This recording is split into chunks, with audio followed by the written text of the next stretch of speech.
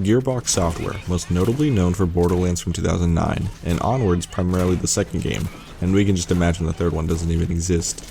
But that's not the point, because today we're going to be covering the first game. It's the beginning of this Easter egg and reference-filled franchise from a familiar leg-shaped lamp and a woman riding a giant fish. Here is every major Easter egg and more in Borderlands 1. In Firestone, facing right from where you spawn, on the building with the red tent, on the mountain you can find a claptrap jumping up waiting to be noticed. Hey, over here. From the same fast travel point, heading to the center of the map, you can travel to the Firestone Coliseum, where when opening that map up, you can notice that the Coliseum is in the shape of the Vault Hunter logo. Heading up the ramp after you exit the spawn point in T-Bone Junction, you'll end up at Marcus's shop, where this NPC in a little car can be found. Come in. Hey, you seen my gun? The same NPC can actually be found in the fast travel point sitting on a bench. Hey, you seen my gun? In T-Bone Junction, to the left of the ramp up to Marcus, you can find a building in the back which is locked. On the back side is the unlock button. Inside is a wanted poster for Lilith. Gearbox Software, you're very funny for making Lilith's wanted poster only her chest and adding swirls. Also turning around and opening the fridge is a psycho named Meat Popsicle. Heading to the right road from T-Bone Junction and fast traveling twice, you'll reach Deep Fathoms, where Moxxi's red light can be found. Behind her is a nod to the DLC and events.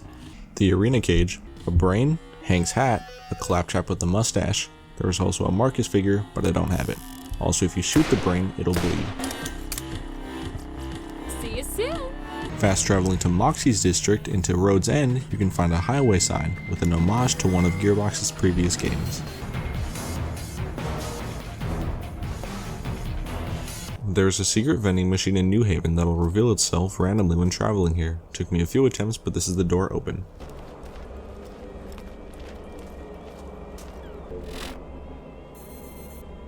Just a few more buildings in front of the last secret. On the mission Another Piece of the Puzzle, you can find a secret room with items based on the movie A Christmas Story.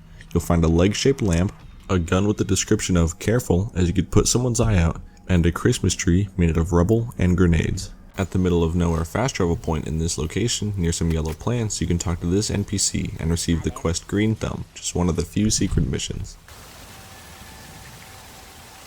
Near the top left of the map, using the underpass location, you can find a developer chest. No crazy loot, at least for me, although it is a neat secret chest. Using the underpass again, or just heading to this location from the last, you can find an ad named Rakinishu, which when killed will drop a cracked sash. The name and drop is a nod to Diablo 2's same enemy and loot item. There are 5 QR codes you can find in Borderlands. I only found 4, and they can be found again in the underpass, but this time on the top right of the map. Here are the websites they can lead you to, including the 5th, which I don't have footage of. Earlier in the game, you can help Crazy Earl by rescuing a baby skag. Well, if you return to Crazy Earl's scrapyard after completing the campaign, Scrappy will be grown up. In Treacher's Landing, in the back of the map on Marcus's boat, you can shoot a yellow barrel, green barrel, blue barrel, and finally the red barrel, and this will start the Easter egg fun with barrels.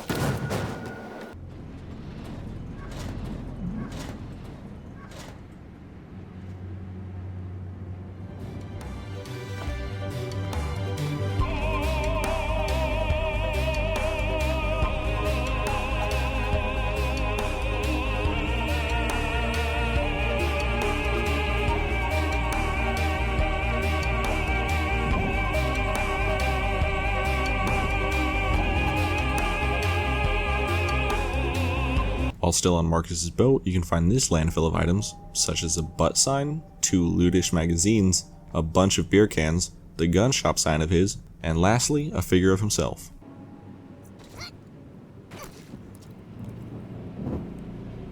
In the Trash Coast, at the top of the map, is a boss named the Rakk Hive. Shooting him in the ass too much, he'll do this. Looking the left wall of Old Haven, you'll stumble upon a group of dead bandits. The last bandit has a secret quest when walked up to him.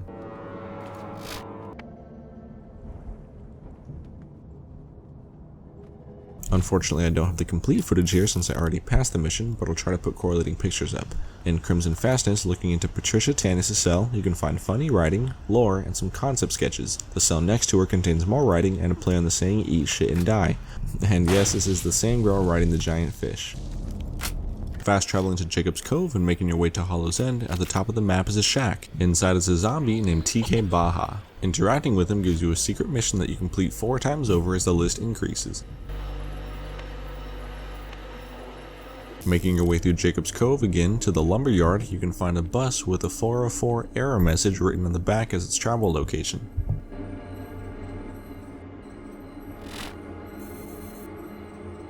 Directly next to the bus in the lumberyard is the mission Here We Go Again. Here an audio log is found. The speaker's dialogue is a reference to TV's favorite cartoon stoner.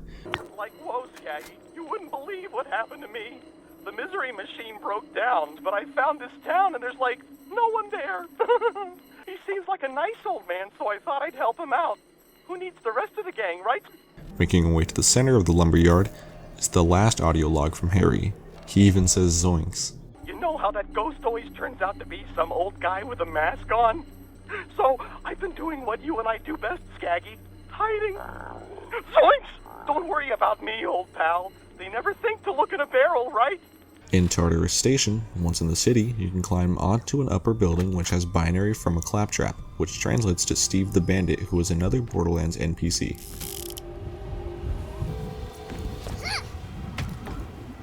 After fighting General Knox in the Coliseum, you can find a claptrap statue with more binary, which says Viva la Roro-lution. And yes, that is a typo in the binary. Directly after this, you can find shootable cutouts of enemies. If you hit all of them, it will open 3 secret doors before another boss fight.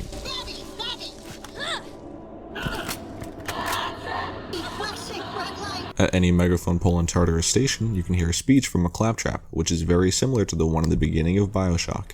Is a claptrap not entitled to the oil of his brow? Is a man not entitled to the sweat of his brow? No, says the treasure hunter. It belongs splattered on the floor. No, says the man in the Vatican, it belongs to God.